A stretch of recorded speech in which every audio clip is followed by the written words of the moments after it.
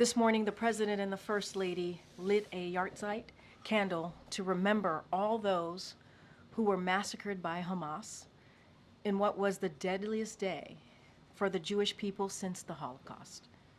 The President and the First Lady were joined by Rabbi Aaron Alexander of Adass Israel Congregation for the candle lighting in remembrance of the victims of the October 7th attacks. The rabbi recited, "God full of mercy," a Jewish prayer for the soul of a person who has died. It is recited during burial services and memorial services. Rabbi Alexander is a family friend of the Goldberg Poland family. Hirsch Goldberg Poland was abducted by Hamas on October 7th and held hostage for almost 11 months until he was murdered by Hamas. The President also issued a statement mourning those who were killed and recognizing the more than 250 innocents, including 12 Americans who were taken hostage. The President has met with many of their families and grieved with them. As he said this morning, they have been through hell. So many families have lost loved ones on October 7th and will never be the same. President Biden and Vice President Harris have stood strongly in support of the people of Israel, and they made clear again today they are fully committed to the safety of the Jewish people, the security of Israel, and its right to exist. As both the President and the Vice President said, we must bring the hostages home who are being held in Gaza. President Biden continues to work around the clock to try to reach a ceasefire and hostage release deal that would not only bring the hostages held by Hamas home to their families, but also end the fighting and alleviate the suffering of the Palestinian people in Gaza, many of whom have been living in hellish conditions, and enabled a much-needed surge of humanitarian aid in Gaza. As we reflect on the past year and all that has happened since October 7th, we also mourn the loss of innocent life in Gaza, where tens of thousands of Palestinians have lost their lives as a result of the conflict that Hamas terrorism has unleashed. President Biden will never stop working to end the suffering of all people, and he continues the work to build the conditions for a lasting peace in the region so that after this conflict is over, Israelis and Palestinians can live securely side by side in a lasting peace with equal measures of safety, opportunity, and dignity. Now, moving on to the Hurricane Helene, President Biden and Vice President Harris continue to use every tool available to help communities devastated by Hurricane Helene. Over the weekend, President Biden ordered another 500 active duty troops to move into western North Carolina, in addition to the 1,000 troops the president previously ordered to deploy to the state. This is on top of the more than 6,100 National Guardsmen and over 7,000 federal personnel, all working together with their state and local counterparts to help people begin their road to rebuilding. Over the last few days, the administration has contacted nearly 450 state and local officials across the region to offer further support. And to date, this administration has helped thousands of Helene survivors just jumpstart their recoveries, providing over $210 million in direct financial assistance, with more coming every day. As the president has said, when it comes to this whole of government response, we are sparing no resource here. Unfortunately, scam artists and bad faith actors and others who are putting politics over people are promoting misinformation about our efforts, including falsehoods about federal assistance. This is wrong, dangerous, and must stop immediately. Elected officials at every level and on both sides of the aisle have also called for an end to these conspiracy theories. False information following a disaster can discourage people from seeking critical assistance when they need it the most. Everyone, especially those in positions of power, must do everything they can to encourage survivors to register for assistance, not discourage them by allowing these falsehoods to fester. Finally, the president was briefed yesterday and again today on the potential impacts of Hurricane Milton, which forecasts to become a Category 5 storm and make landfall Wednesday on the western coast of Florida.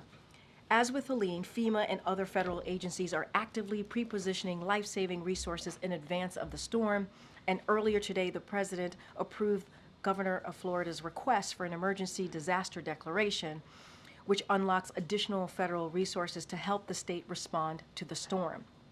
To everyone in the path of Milton, the time to prepare is right now. Visit ready.gov or go download the FEMA app to make a plan today. The time is right now. Please, please, please listen to local officials. It could save your life. Now, the Biden-Harris administration is committed to preventing, detecting, and responding to health emergencies globally. On September 27th, Rwanda's Ministry of Health announced an outbreak of Marburg virus disease, MVD, and the Biden-Harris administration is working closely with the government of Rwanda to end the outbreak as quickly as possible. As we have all experienced in recent years, health emergencies are a global issue we must address together. CDC assesses that the risk of the infection with this virus in the United States is low, and there are currently no confirmed MVD cases outside of Rwanda.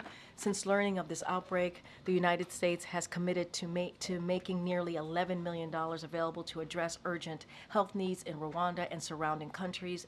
And although there are currently no FDA-approved vaccines or drugs against MVD, the United States also contributed investigational vaccine and therapeutic doses, which arrived in Rwanda this weekend, just 1 week after we learned of the outbreak. In addition, to keep Americans safe, we are implementing additional precautions for a small select group of travelers arriving in the United States from Rwanda, including additional health screenings. These measures will advance ongoing efforts to protect public health and reassure the traveling public that the risk of MVD spreading during air travel is minimized. And today we saw the Supreme Court decision and what it means that women in Texas could still be denied critical emergency medical care because of the state's dangerous and extreme abortion bans. We have seen and have heard the horrific stories of women being denied the care they need because of these laws. Also today in Georgia, the state Supreme Court reinstated an even more extreme abortion ban. All of these laws were made possible when the former president handicapped 3 Supreme Court justices to overturn Roe v. Wade. They are creating chaos and confusion for women and doctors. The administration has been clear that all patients, including women experiencing pregnancy loss and other pregnancy-related emergency, must be able to access the emergency medical care they need, and that is required by federal law. The stories we hear of women being denied care they need in emergency situation is completely unacceptable. That's why the Biden-Harris administration has taken a number of important steps to make it easier for women to file complaints if they are denied this essential care and investigate and enforce federal protections under EMTALA. But our fight is not over. After the Supreme Court's order earlier this year, HHS issued a letter reminding hospitals and provider associations of their obligations under EMTALA, including providing abortion care as a necessary stabilizing treatment. We will continue to make those obligations clear. We will also continue to fight Republican elected officials' extreme agenda. And we'll continue to enforce federal law, support hospitals complying with the obligations, and defend the administration's long-standing view that women have the right to access the emergency medical care that they need. And with that, Amr, thank you for your patience, y'all. Sure. If I could just follow up on 2 of your toppers. Yep. First on the abortion access rulings today. Not much is going to change with the shape of the courts immediately after November.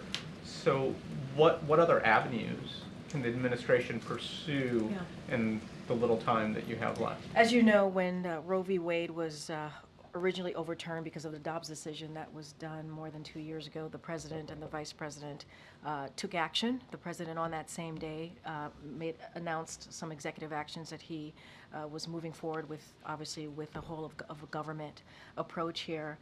And so we've taken actions. We've taken this very seriously. I don't have anything to preview to you right this time at this moment, but we're going to take this very seriously, as we have for the past two years. And look, it is important. It is important for people to be very aware of what's at stake here. It is important for us to continue to voice what we're seeing here. Women being denied care and their lives being put at risk. And so we're going to continue to fight. As you know, there's EMTALA. There's other measures that the DOJ is using to protect doctors and also women who are looking for that care that they should be making about their own body themselves. And we're going to continue to call out these extreme agendas that we're seeing from the other side, from Republicans. Look,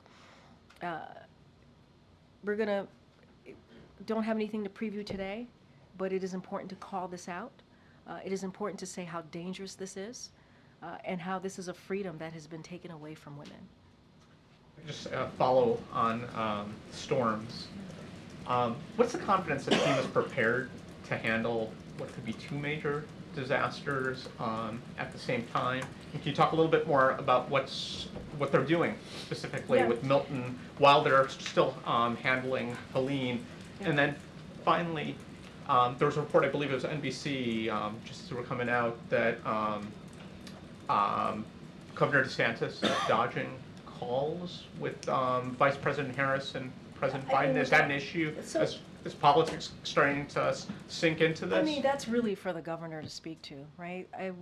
You've heard me mention, I believe in the gaggle last week when we were heading to Florida and Georgia, we invited the governor, right, to come and survey the damaged areas with the president.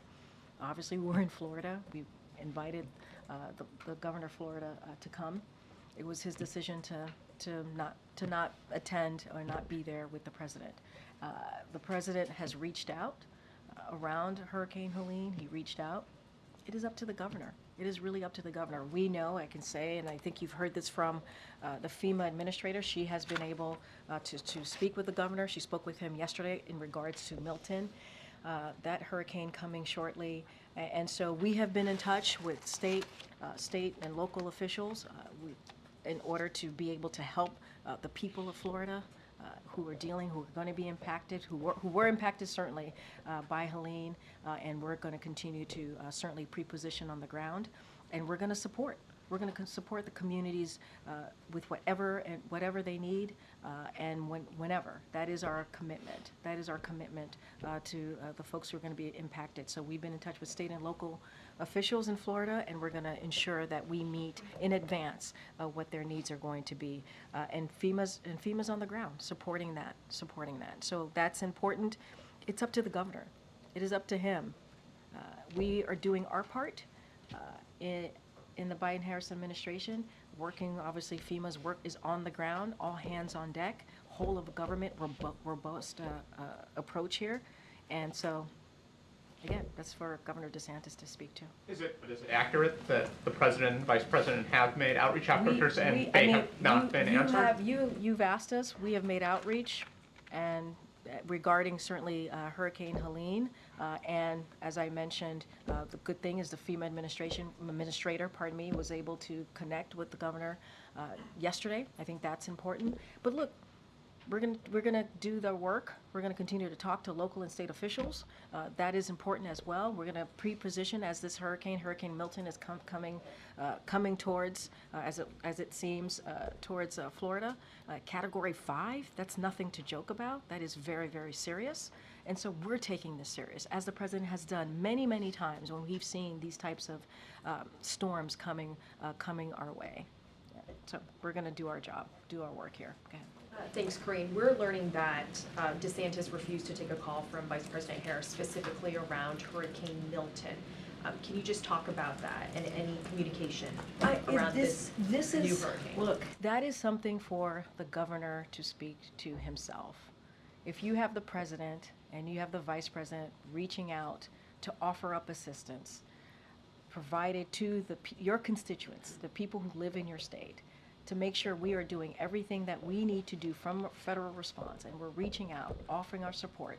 That's for the governor. The governor, it's up to him if he wants to respond to us or not. But what we're doing is we're working with state and local officials to make sure that we are pre-positioned, to make sure that we are ready to be there for the communities that are going to be impacted. We are doing the job that is needed, that we believe is needed to protect the communities and to make sure that they have everything that is needed. You heard me talk about the declaration. We approved that for Florida. That's moving forward. And so we're taking this very, very seriously. That's for the governor to speak to. That is. Trump and some of his Republican allies have been spreading misinformation about the federal response to Hurricane Helen. So what exactly is the White House doing to combat that misinformation? And can you just talk about the impact it's already having on the ground? It's a great question. Combating misinformation and disinformation is always, always critically important. It is. You heard the laydown that I gave at the top. The reason I did that at the top is because we wanted to make clear that things are available to the public, folks who are impacted, and that misinformation, disinformation is indeed dangerous. It gets in the way in what we're trying to do here. It does. And there's been a lot of falsehoods. And let me just fact check a couple of things because it's really important. It is, again, it is wrong, it is dangerous, and I also called out there are important people who have power, privilege, who are spreading these falsehoods, and they need to stop. They need to stop doing that. So, disaster relief, this is a falsehood. Disaster relief funds used on immigrants illegally in the U.S. The fact is, no money is being diverted from response needs. That's the fact. Another falsehood, FEMA confiscating Helene survivor property. That's false. That is not true. The fact is, FEMA cannot seize your property or land, period.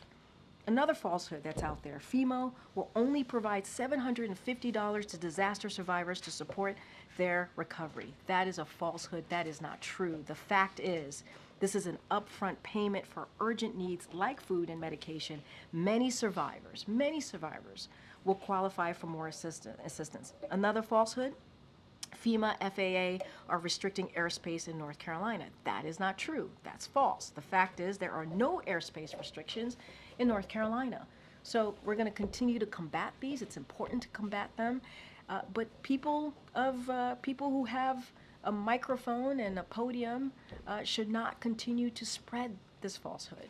It is dangerous. It is incredibly dangerous. Is the administration tracking that, having an impact on the ground in terms of people not seeking the aid they need? Because is that happening? But that's a concern. That is a concern. And people who need help should seek help from the federal government. There is assistance out there. I talked about hundreds of millions of dollars already being provided to impacted areas. And now we have Hurricane Milton coming. We can't have this. We cannot. This needs to stop. This needs to stop. If you care about your constituents, if you care about the people, if you care about Americans, you shouldn't do this. You shouldn't spread these falsehoods. It is dangerous. Okay. Agree. Did the president get an update from President Herzog when they spoke this morning about the Iranian response? So, just a couple of things on that. And look, what you saw the president do is honor and commemorate lives that were lost, as I said at the top. And the president called President Herzog because he believed it was appropriate person for the president to call to express his condolences. It was a meaningful and important conversation. And so that's what they spoke about. It was focused on commemorating this incredibly sad day. Okay, so there was not a detailed conversation about I don't Iran. have anything beyond that. It was about offering up his condolences and what the Israeli people must be going through right now. Hamas reiterated over the weekend that they see Netanyahu as being the stumbling block to a ceasefire deal. It seemed like the president's own remarks recently in the briefing room here kind of left open the opportunity for taking that analysis away as well. Does the president feel like he needs to speak with Prime Minister Netanyahu? As the president said himself, there will be a call shortly, soon. I don't have anything to preview for you at this time. As you know, and you hear us say this many, many times, they have decades-long relationship. And in those conversations that they do have, it's very honest, it's very frank, and that will continue.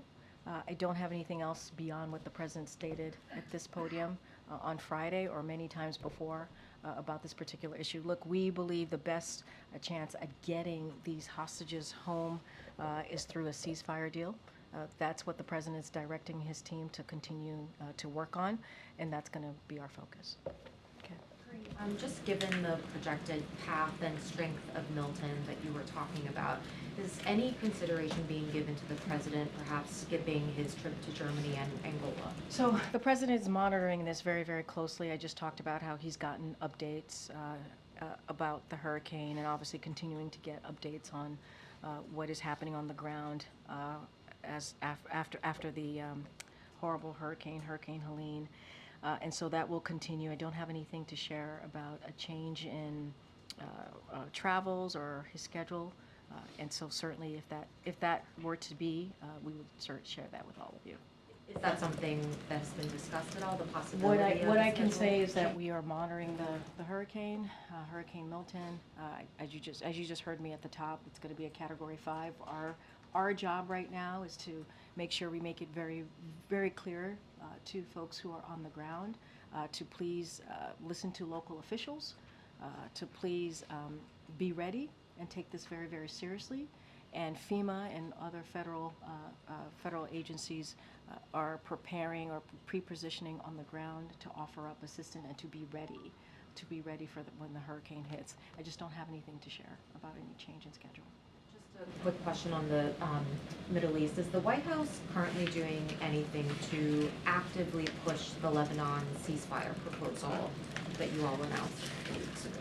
So look, what I can say is that look, when it comes to the proposal that you just stated, that the 21-day proposal, what we believe is ultimately, and the Israelis have said this themselves as well, is that there needs to be an agreement that allows civilians to safely return to their homes on both sides of the border over the long term. So we're going to be having regular consultations with the Israelis, with the Lebanese, and others regarding the right moment to press for such an agreement. But ultimately, that's where we need to be in order for both sides, civilians on both sides, to return home. When you say you're looking for the right moment to make a push for that proposal, are you saying that moment is not now, that you're not actively I mean, we are pushing in for that regular right now? conversations. As I said, we continue to have those discussions with Israelis and the Lebanese on this particular issue. We believe that we need this. We need to have a space. I mean,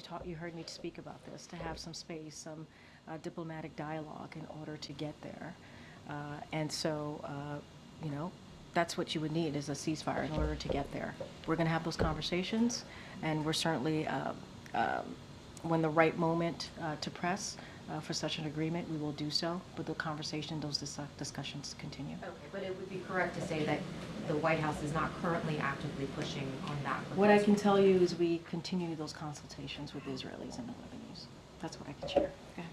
Corinne, following up on the president's trip, can you just explain a little bit why the president is taking these trips now when there's less than a month before the election? What is he trying to accomplish? I mean, look, you've heard us talk about the importance of this travel.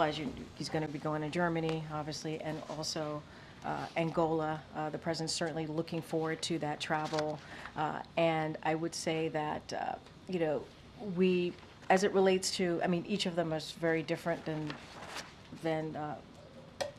the other. But we think it serves as a powerful symbol of the U.S.-Germany partnership as you think about the German piece of this trip and our close cooperation on the world's most pressing challenges. And so, and to ensure our people have every opportunity for safety and prosperity. And what this visit is going to do, it's going to underscore the deep commitment and that transatlantic security, resolute support. If you think about Ukraine and the self-defense of Ukraine, that's going to be a big part of this visit, and continuing that support, continuing to do everything that we can to stop the Russian aggression. And so that is going to be certainly a big part of that. Continuing contributions to meet the NATO pledge also. It's going to be a big component of that.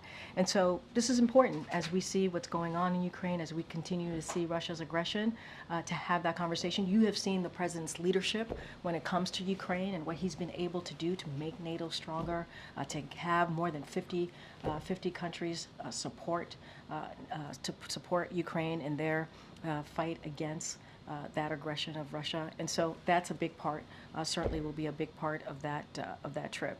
And when it comes to Angola, there's going to be a bilateral meeting that the president will have, and this speaks to the U.S.-Africa relationship that we want to continue, that we want to strengthen, and so that's what you're going to see. They're very two important relationships that is very much connected to what this president has done over the 3.5 years. If you look at his global leadership, and the president's so very much looking forward to it. This way. Yeah, sure. He could have taken these trips after the election. I mean, he could have taken them in December or January before he leaves office. So what is so urgent about There's this not- moment that he needed to do it in October? I appreciate that, but there's not a lot of time.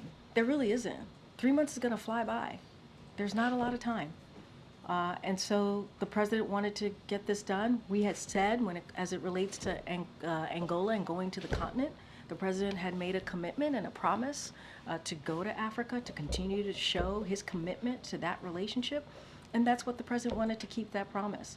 And so 3 months is not a lot of time. And so this was the right period of time to go to get that done. And we're also going to go to Germany, as I talked about, that NATO, continuing that NATO pledge, continuing what we're doing for Ukraine as they're fighting against Russia's aggression. All of these things are really important to our relationships with those partners, but also to what we're trying to do on behalf of this country, on behalf of Americans. And so 3 months is not a long time. As you know, that's going to fly by. That's going to fly by. Go ahead. Karine, the other day the president said that if the Israelis strike back in Iran, they ought to do so in a proportionate fashion. He said that he did not believe they should strike nuclear sites, and then he seemed to suggest he didn't think they should strike energy sites either. So what in the president's view would be proportionate? I'm not going to get into, I appreciate the question. I'm not going to get into what's proportionate, not proportionate, get into that back and forth. What I can say is we are continuing to have discussions with the Israelis about their response, obviously responding to Iran's attack, almost 200 missiles, right, that went flying into Israel, that we were able to, obviously at the president's direction, with the military being, the U.S. military aiding in the defense of Israel, which the president was really proud to be able to have done that. Our commitment continues to be very clear on Israel's security. That's ironclad. Those conversations continue. I just don't have anything to add beyond what the president stated. From the best we can tell, the president hasn't spoken with Prime Minister Netanyahu since around August 21st. That's a long time given the degree of high activity the Israeli forces have been involved in. And it would seem to suggest that at this point they don't have a whole lot to say to each other, but tell us why you think they've gone that long. So look, I would say this. In the past year, the president and the prime minister have spoken more than a dozen times in the past year. And they've seen each other, as you know. I think you might have been with us at those moments when they've seen each other. And we have said, the National Security Advisor has said this, the president said this himself, during, especially as you said, during these past week or so, in these high-stake moments, if you will, the president's team has been in touch regularly, practically daily, with the Israelis government. And so we've been in close communication and close contact, and that continues. That has been the case for the past year. And so that's certainly going to continue. And look, the president is going to speak to the prime minister. He has said that. And once we have a call to speak to, we will certainly do that. Okay, John. Thanks, Karine. When the president came here into the briefing room late last week, he said that he expects the election will be free and fair, but he also said, I don't know whether it will be peaceful. What can the administration do? What is the administration doing proactively to prevent that possibility of the election not being peaceful in any way, either leading up to November the 5th or in the aftermath? So look, I'm not going to get into specifics from here. I think the president was asked a question and he answered it very straightforward and very directly. And I think the president and myself and many others has spoken to what we saw on January 6th of 2021. And so obviously there's always concerns. But not only that, you know that Americans care about our democracy. They care. They care about preserving and protecting the democracy. And I think that's something this president has promised to do and will continue to do this in his remaining couple of months in this term. I'm not going to get into specifics here. I think the president, as I said, was asked a question. He answered it directly. But he also said I think this is really important, that he believes this is going to be a free and fair election. So I'm going to leave it there. I'm not going to get into details. Separately, in regards to the relationship or lack of a relationship between the governor of Florida and the leadership of this administration, does it make a coordinated response to tropical weather that much more difficult if the governor is not speaking to the vice president or to the president? So here's what I can say. We have been talking to state and local officials on the ground, and I think that's important. Over 15 local officials from communities along the likely path of the storm as we think about Hurricane Milton. And so we have FEMA on the ground. Administrator Criswell is going to be in Florida if she's not there already, assisting, guiding, providing that help. She has spoken. She spoke to the governor yesterday. And so, look, we're going to do our job. We're going to do what we need to do to make sure communities have what they need as this hurricane is coming our way. And potentially category 5. And so that's not going to stop the federal assistance. That's not going to stop the job that this president wants to see his team do. We're going to have a robust all of government, if you will, federal response to this. And you have seen that. You've seen that over the last 3.5 years. When it comes to these natural disasters, we are going to make sure that we are there for the American people. And anything else, I would have to leave it to the governor, to his actions, to how he wants to move forward in this. That is for him. That is a question for the governor. Get Karen. You used the phrase incredibly dangerous a couple times talking about the misinformation Yeah, the hurricane. it is. And given how widespread it has been over the past few days and how much of an effort FEMA and the administration has made to combat that, how concerned is the president that what we're seeing now with this storm is perhaps a preview of the misinformation we might have on Election Day or in the days following that? So look, misinformation, disinformation is a problem across the board, and we have to combat it. It is. It is something, whether it's the election, whether what we're seeing currently right now with Hurricane Helen that just came through, and obviously Milton is on its way, sadly. We have to combat that. And I'm saying they're dangerous, yes, because they are. They're critically dangerous to have this misinformation, disinformation. And that's why at the top, I called out, you have some powerful people out there who continue to spread conspiracy theories. It is not helpful. It is not helpful to what we're trying to do as we're trying to assist Americans on the ground in trying to figure out how the best way to respond, what they need, what their needs are. And so, yeah, it's not ideal. It is dangerous, in fact. And let's not forget, I do want to say this, when dealing with Hurricane Helen, you heard from Republican governors, Democratic governors, speak to their response. South Carolina Governor McMaster, federal assistance has been superb. We are asking for everything we need. And Virginia Governor Youngkin, incredibly appreciative of the rapid response. Governor of Georgia, Governor Kemp, appreciated. President's call offering any other things we need. Thanked President for giving aid to more counties. I mean, there's a bipartisan response to Hurricane Helene, And you see that, you hear that from elected officials on both sides of the aisle. They're very thankful for what the federal government has done and continues to do. But you have this misinformation, disinformation that wants to tear it apart. And this is a time for communities to come together, for all of us to come together. It doesn't matter if you have an R or a D behind your name. It is a time to come together to actually deliver for these impacted communities. So yeah, it's dangerous. Thanks, Corinne. On the Boeing strike, Boeing is returning to wage talks, and just wanted to see if the White House is participating in any of those conversations, if there's anything you can share on.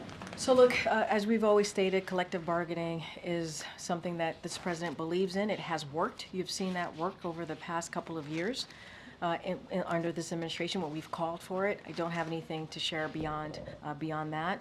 We always believe that it is important for both sides to come to the table in good faith and to make sure that the workers, right, certainly get their fair share. And on the upcoming foreign travel, you mentioned that the trip that Biden is going to Germany and Angola, but you were asked if it was being, talked about maybe being pulled down. Just wanted to clarify that the trip is happening. I don't have any changes to the president's schedule. That's what I've said. And the president's looking forward to going on the trip. Certainly, and you all will be the first to know if that changes. And do you expect a call with Bibi before the election, or is Biden holding out until, or is the president holding out until The after the president said election? he was going to call the prime minister. I don't have anything else to share on timing. Go ahead. Karen, I was wondering whether you could comment on remarks like former President Trump made this morning linking migration, crime, and genetics, and more specifically this sentence, quote, "We've got a lot of bad genes in our country right now," unquote. Well, that type of language is hateful, it's disgusting, it's inappropriate, and has no place in our country. I just talked about misinformation, disinformation, and how we have seen a bipartisan response when it came to Hurricane Helen, and how we're trying to bring our country together. It is important to bring people together. And tearing people apart, tearing communities apart is dangerous. And this comes from the same vile statements that we've heard about migrants being poisoned the blood. That's disgusting. And so this president, this vice president, we're going to continue to forcefully reject this kind of vile,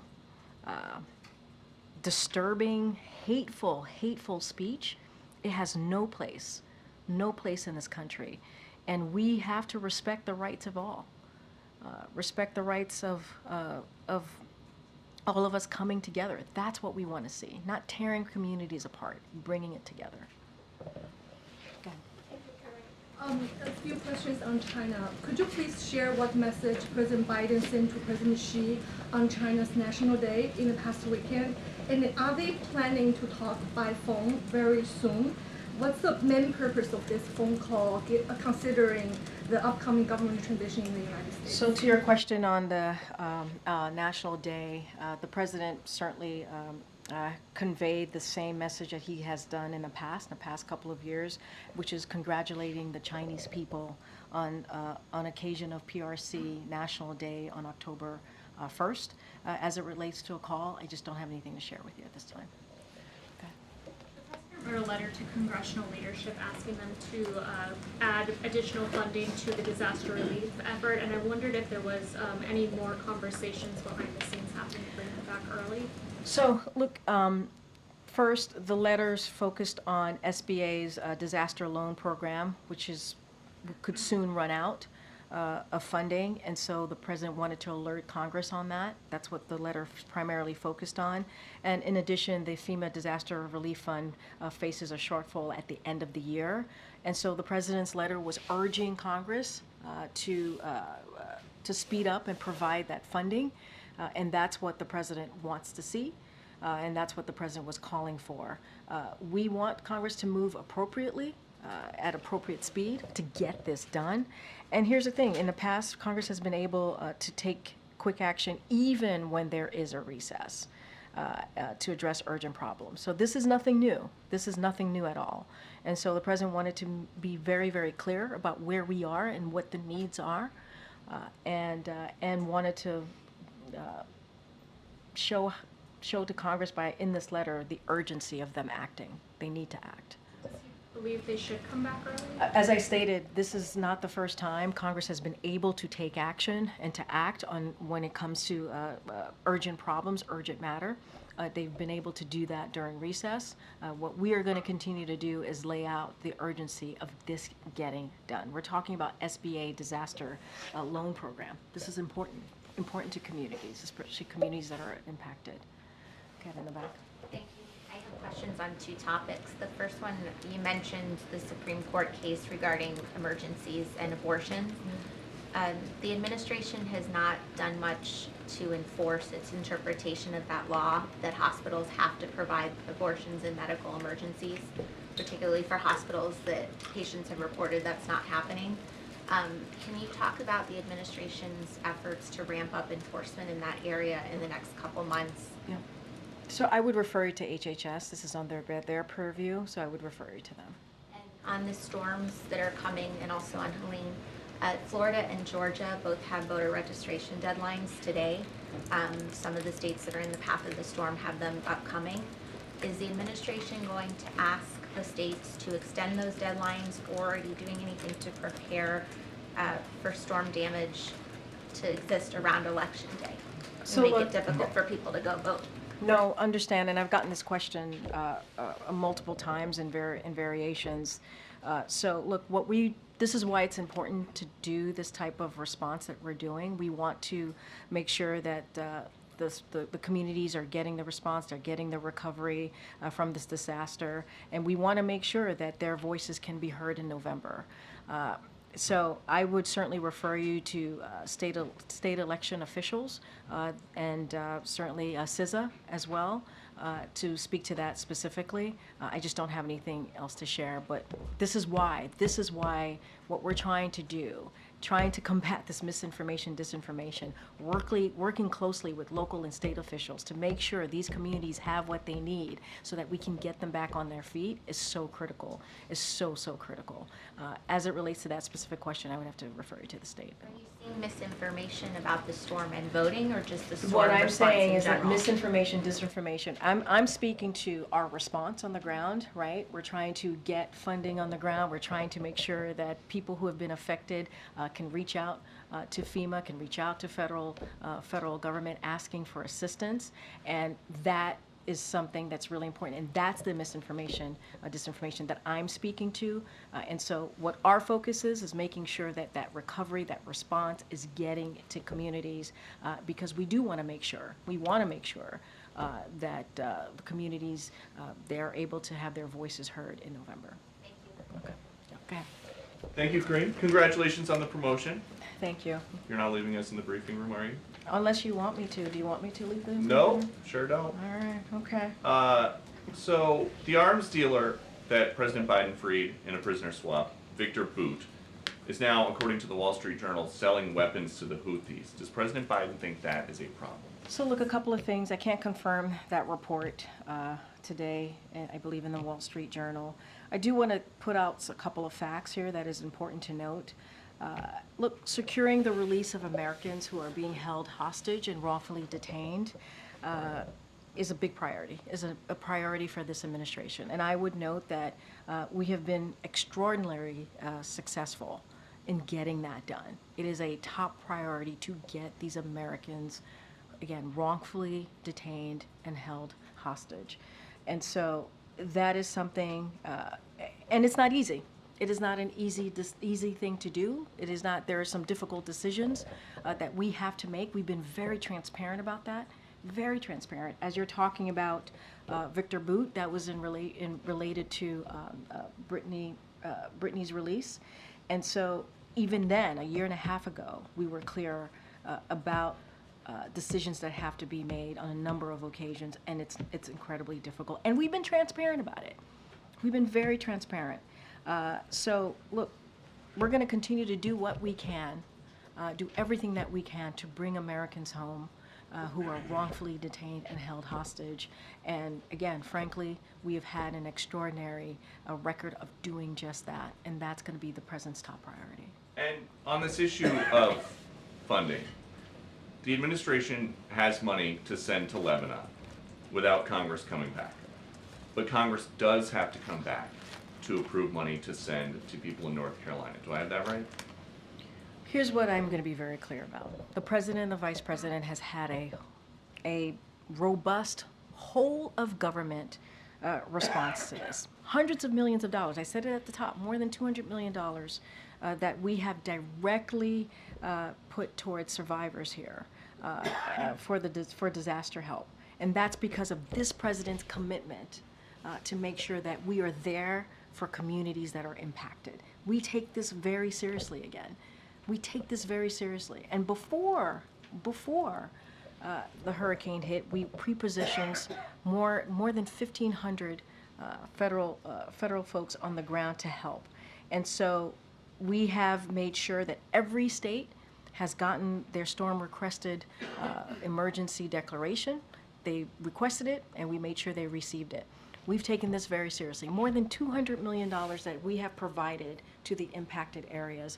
But instead, people want to do disinformation, misinformation, which is dangerous, because then when folks on the ground hear that, they may not want to ask for the help that they need. That is there for them.